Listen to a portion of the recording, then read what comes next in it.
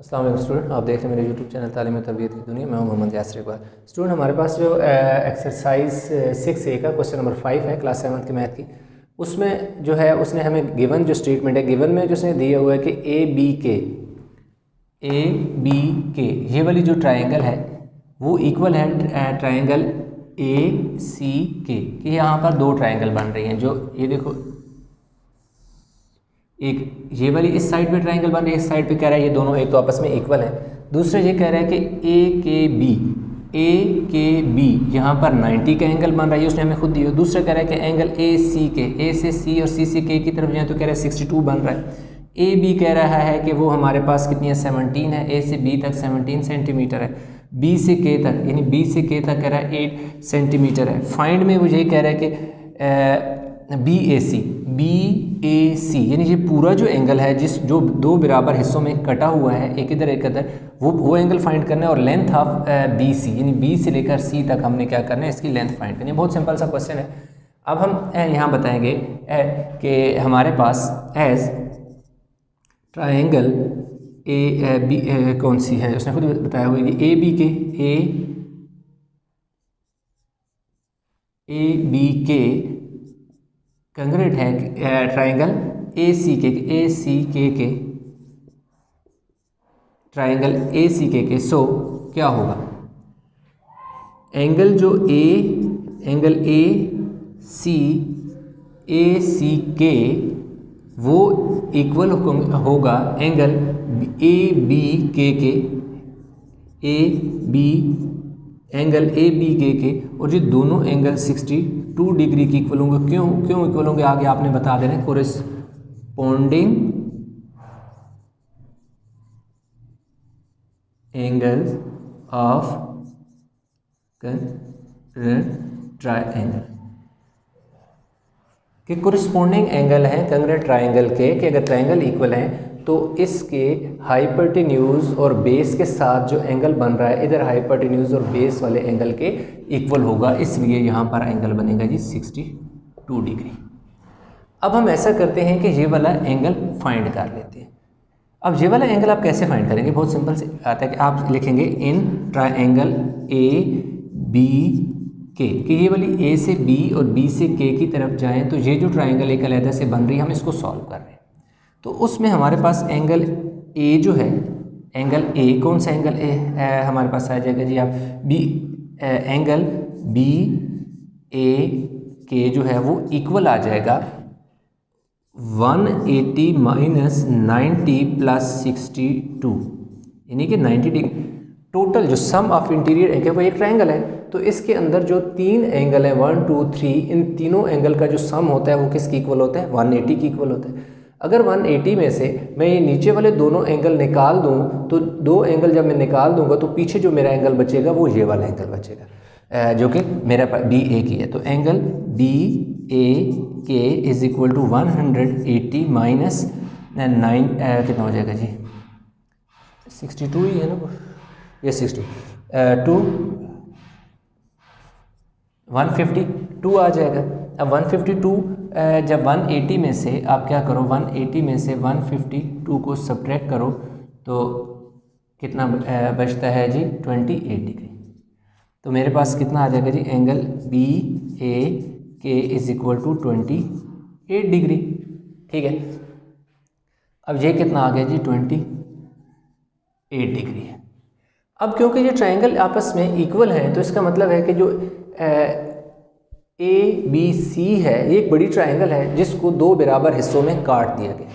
जो A B C एक triangle है उसको दो बराबर हिस्सों में काटा है, तो जितना एंगल इस तरफ बनेगा ये वाला एंगल भी इतना ही बनेगा। मैं इस नीचे लिख भी देता हूँ कि एंगल बी ए के वो इक्वल होगा एंगल सी ए के और दोनों किसके इक्वल आ जाएंगे 28 डिग्री के। और इसके आगे रीज़न क्या है, को बिल्कुल यही रीज़न हम लिख देंगे, कोरेस्पोंडिंग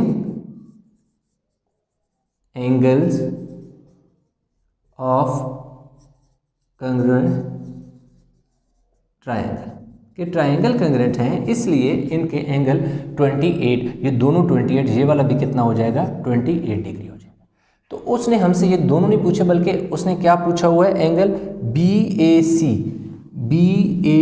तो हमारे पास जो एंगल आ जाएगा, angle BAC is equal to 28 degree plus 28 degree, बल्कि आप इसको इस तरह लिख लो, ये वाले दोनों एंगल BA के एंगल का निशान BA के प्लस एंगल का निशान डालें यहाँ CA के, BAK और फिर CAK दोनों के सम के इक्वल होगा। दोनों जो है वो 28 डिग्री के इक्वल हैं, इसलिए जो हमारे पास एंगल आ जाएगा BAC वो आ जाएगा 56 डिग्री के। ठीक है, तो हमारे पास जो एंगल आ गया वो आ गया जी 56 डिग्री के आ गया।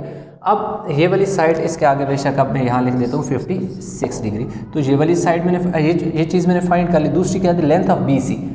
देखो BC की लेंथ मैंने फाइंड करनी है, तो ये इधर एक इस लेंथ, देखो तो क्या लिखूँगा मैं, length of BC is equal to,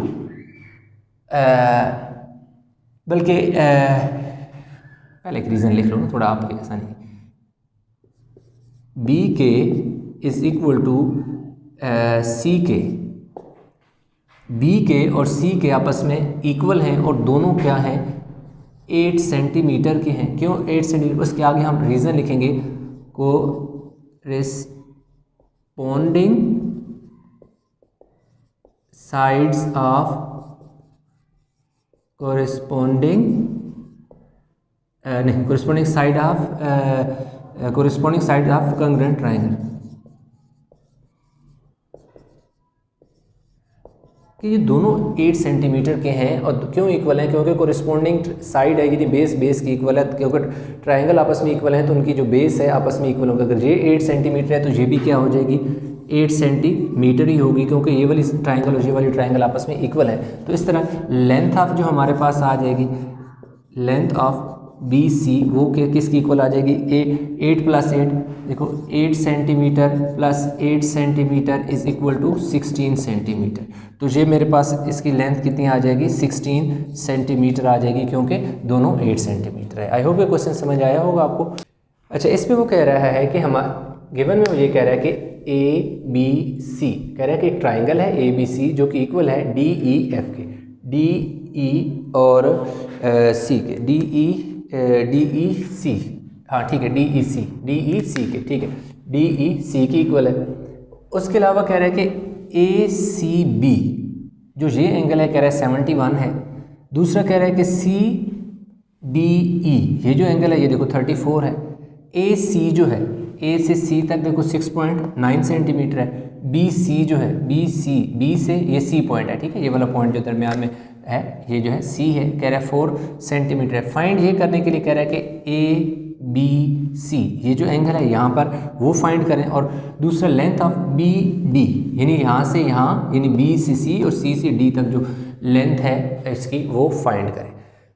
इसकी आपकी आसानी के लिए मैं ये करता हूँ कि यहाँ से इसको मैं काट देता हूँ और इनको मैं थोड़ा सीधा कर ले। तो कैसे, मैं ज़रा आपको थोड़ा सा, मेरे पास ये ट्रायंगल बनी है वो ना मैं यहाँ पर रख के आपको बताता हूँ कि उसने किस तरह रखी हुई है। ये रखी हुई है और दूसरी कैसे रखी हुई है। उसने तकरीबन कुछ ऐसे शक्ल में ना यूँ मिलती जुलती, एग्जैक्ट तो ये नहीं बन रही लेकिन कुछ इस तरह, क्योंकि ये तो राइट एंगल ट्रायंगल दूसरी इस तरह रखी हुई है। अगर इनको मैं पकड़ के ऐसे खड़ा कर लूँ, यानी ये वाला जो इसका कोना है ये यूँ पड़ी है ना, इसको मैं यूँ पकड़ के यूँ खड़ा कर लूँ तो ये और इसको ये जो यहाँ पे यूँ पड़ी है यूँ, इसको अगर मैं यूँ खड़ा कर लूँ और ये जो यूँ है ना, तकरीबन ये यूँ इस तरह बन रही है। अगर इन दोनों को मैं यहाँ से काट के यूँ कर लूँ तो ये यूँ ट्रायंगल बन जाएंगे। थोड़ा सा आइडिया दिया, आई होप कि चीज़ को आप अंडरस्टैंड कर रहे हैं। अब अगर इसको मैं यूँ कर लूँ, सिर्फ आपको समझाने के लिए कह रहा हूँ, और इसको मैं यूँ पकड़ के यूँ सीधा कर लूँ तो ये कुछ इस शक्ल में बन जाएंगे, ठीक है। अब जब इसको मैंने यूँ पकड़ के यूँ कर लिया तो ये वाली जो साइड थी ये BC होगी जो कि 4 सेंटीमीटर होगी, और ये वाला एंगल कितना आ गया जी 71 आ गया, ठीक है। अब ये वाली साइड जो है ये क्या है 6.9 सेंटीमीटर है और ये क्या है A है। अब ये मेरे पास ये जो ऊपर एंगल है ये 34 है, ये D है, और ये मेरे पास इसका C है, और ये वाला एंगल क्या है E है। एक तो ये है कि एंगल C जो है सॉरी ये क्या है, हाँ ठीक है C है। यहाँ पर जो एंगल है वो इस एंगल की इक्वल है, यहाँ 71 है, यहाँ 71 बनेगा, यहाँ पर 34 है, यहाँ 34 बनेगा, इन 34 और 71 को ऐड करके निकालेंगे तो ये वाला एंगल आ जाएगा। ये हाइपोटेन्यूज़ है तो इसका ये हाइपोटेन्यूज़ की इक्वल होगा, ये बेस है, ये बेस की इक्वल आ जाएगा। एक तो ये चीज़ है। दूसरी अगर आप ये देखें कि जो एंगल है आपके पास ACE जो है, ये वाली जो एक स्ट्रेट लाइन है, एक और स्ट्रेट लाइन जो है वो क्या है, DEC है, वो दोनों एक ही पॉइंट पर एक दूसरे को बाइसेक्ट कर रही हैं। तो इस तरह हमारे पास जो एंगल बनेगा ना ACB वो इक्वल होगा DCE के, डी एंगल का निशान लगा, एंगल DCE के दोनों इक्वल हो जाएंगे 71 डिग्री की इक्वल आ जाएंगे। और इनको क्यों है, क्योंकि ये वर्टिकल एंगल है। वर्टिकल एंगल आप एक तो इस तरह एंगल वर्टिकल एंगल का ये मतलब है कि एक ये स्ट्रेट लाइन है, एक ये स्ट्रेट लाइन है। अगर दोनों एक दूसरे को कोई टेढ़ी लाइन नहीं है, बिल्कुल स्ट्रेट लाइन है, तो कट कर रही है एक ही पॉइंट पर, तो एंगल ए है, ये एंगल बी है, तो एंगल ए एंगल बी की इक्वल होगा। और यहाँ एंगल ये वाला एंगल सी है, तो ये वाला एंगल डी है, तो एंगल ए जो है वो एंगल बी की इक्वल आएगा और एंगल सी एंगल डी की इक्वल आएगा। इनको कहते हैं ऑपोजिट एंगल और वर्टिकल एंगल भी कहते हैं। एक तो इस तरह भी लिख सकते हैं। अदरवाइज आप इसी के आगे एक और रीज़न लिख सकते हैं कि कोरिस्पोंडिंग एंगल ऑफ कोरिस्पोंडिंग साइड। इसकी रीज़न ये भी हो सकती है, क्यों कि जो ABC है, DCE ये दोनों आपस में कोरिस्पोंडिंग यानी कि कंग्रेंट है, तो इसलिए कोरिस्पोंडिंग एंगल ऑफ कंग्रेंट ट्राइंगल के ट्राइंगल क्योंकि एक जैसी हैं, सेम है, इसलिए यहाँ पर जो एंगल बनेगा उसका ये वाला कोरिस्पोंडिंग एंगल है, ये वाला एंगल भी कितना आएगा 71 आ जाएगा। जो जिस तरह मर्जी रीज़न लिखना, तो ये वाला मेरा एंगल कितना आ गया 71। और अगर ये वाला जब मैंने अभी एंगल निकालना है तो दूसरी ये चीज़ है कि मेरे पास जो एंगल बनेगा ये 34 है, तो ये वाला एंगल भी मेरे पास क्या बनेगा 34 बनेगा। अब कैसे 34 एंगल बनेगा वो मैं यहाँ पर लिखता हूँ कि एंगल मेरे पास जो है CAB या BAC जो है वो क्या है, किसकी इक्वल है, EDC के एंगल EDC के, और ये दोनों क्या है 34 डिग्री हैं। ये वाला भी एंगल कितना आ जाएगा 34 डिग्री आ जाएगा। और ये रीज़न इसकी क्या है, कोरिस्पोंडिंग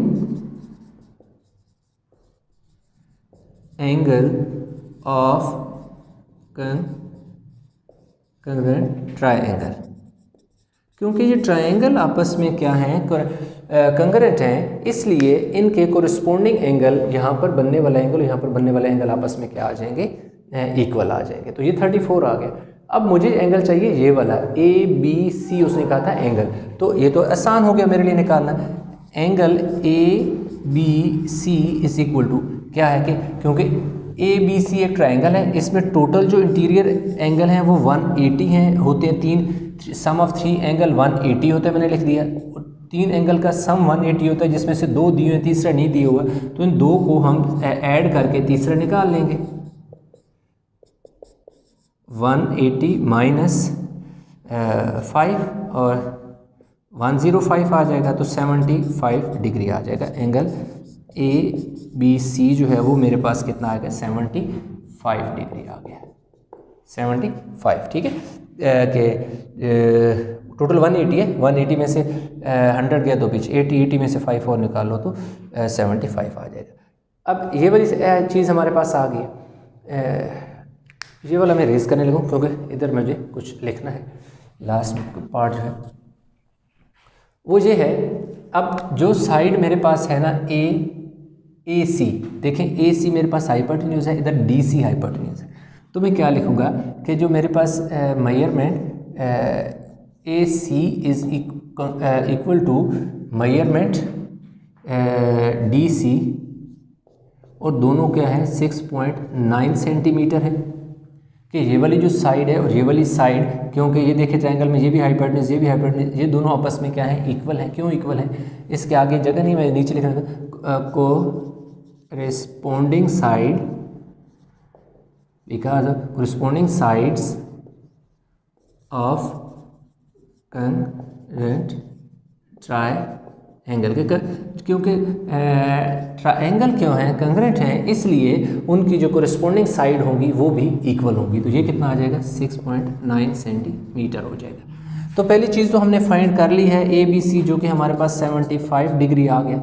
दूसरी हमने बी से डी तक लेंथ फाइंड करनी है, मेजरमेंट बी डी जो हमने फाइंड करनी है वो देखो बी से डी तक जो पूरी साइड है वो b measurement b c plus measurement c d, क्योंकि ये जो बी डी है ये एक ही लाइन है, इसके दो हिस्से हैं, दो पार्ट हैं। एक बी से सी तक एक पोर्शन है जो कि कितना है 4 सेंटीमीटर है, उसके बाद सी से डी तक दूसरा हिस्सा है इसका जो कि 6.9 सेंटीमीटर है। तो 10.9 सेंटीमीटर ये टोटल जो है हमारे पास बी डी की जो लेंथ है वो 10.9 सेंटीमीटर हमारे पास आ जाएगी। तो आई होप कि क्वेश्चन आपको समझ आ गया होगा। इस क्वेश्चन में किसी किस्म की कोई कन्फ्यूजन है तो बता दें इसका क्वेश्चन, क्योंकि हम जो लेवल है इंटरमीडिएट वो हमने इसका जी कंप्लीट कर लिया है। तो 1.9 सेंटीमीटर हमारे पास आ गया। तो इसमें किसी किस्म की कन्फ्यूजन है तो पूछ सकते हैं। वीडियो अच्छी लगी तो लाइक करें, शेयर करें, चैनल को सब्सक्राइब नहीं किया तो चैनल को जरूर सब्सक्राइब कर लें। इंशाल्लाह मिलते हैं एक नए लेक्चर के साथ, तब तक अपना बहुत सारा ख्याल रखिएगा। अल्लाह हाफिज़।